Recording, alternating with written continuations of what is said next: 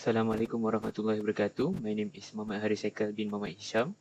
Today I will present about our Project 3 group report, which is Retraining a YOLOV5 Object Detection Model with a Custom Dataset.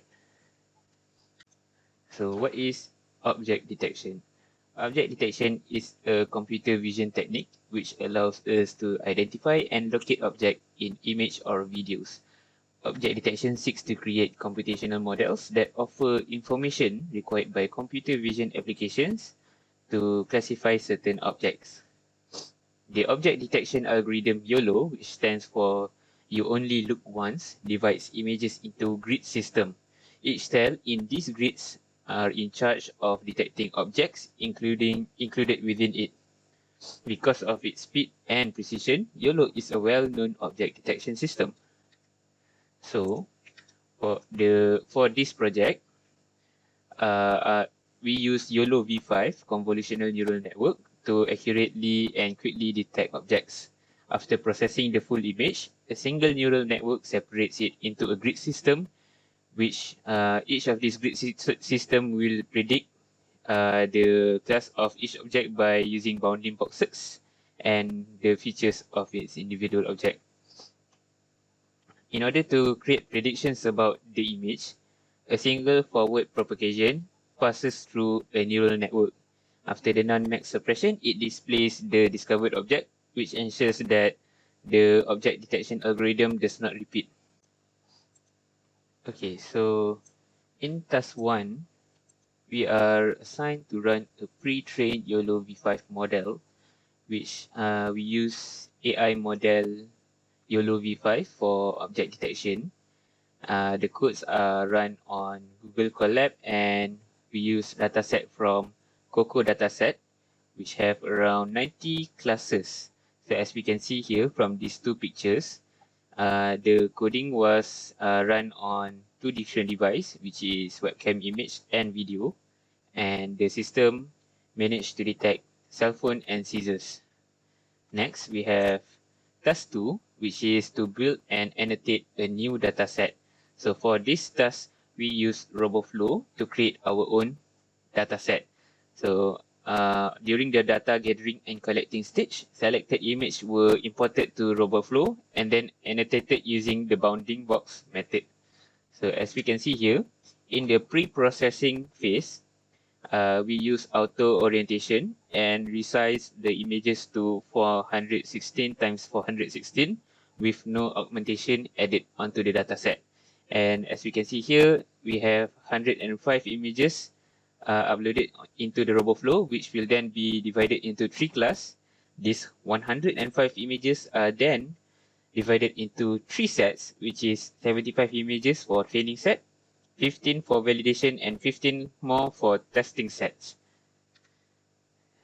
Here, we can see that these are the data sets that have been annotated with bounding box. And then this is the download code.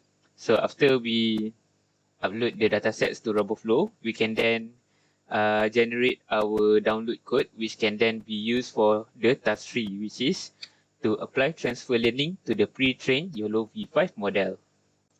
So what is transfer learning? Transfer learning is using pre-trained model as a starting point to start a new task. So in this assignment, weight is used as the starting point for the pre-trained YOLOV5. However, for the dataset used in task 3, which is unique from the Coco dataset, so the hyperparameters such as epoch, batch size can be adjusted accordingly until we meet our expectation of the accuracy and the losses value. So this is, before we start, we need to upload our coding from the RoboFlow. So this is where we paste our link. And then, as we can see here, we decided to change our epochs to 30 and batch size to 16. And then here it is displayed our MAP, which means mean average precision, which also describes our accuracy and precision of the system in detecting the classes. So as we can see here, it is near to 1, which means it is very good. Okay, as we to prove the results, these are the testing done by my group mates, which clearly displays that the system can detect calculator, cap, pencil, and then here is our data split testing images, and then this is the results. So as we can see here, the losses for training and validation is very low, while our mean average precision is very high, which is close to 1. And then to further agree on that, the confusion metrics for the classes are very strong. As we can see on the calculator and cap, it is at 1. The only confusion occurs at pencil, where it confuses between background and pencil. Okay.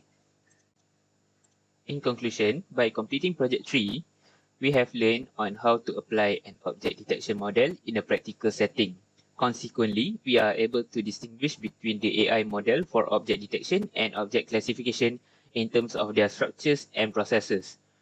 In this group assignment 3, we also have been exposed to pre-trained YOLOV5 that uses COCO dataset, which have around 90 classes.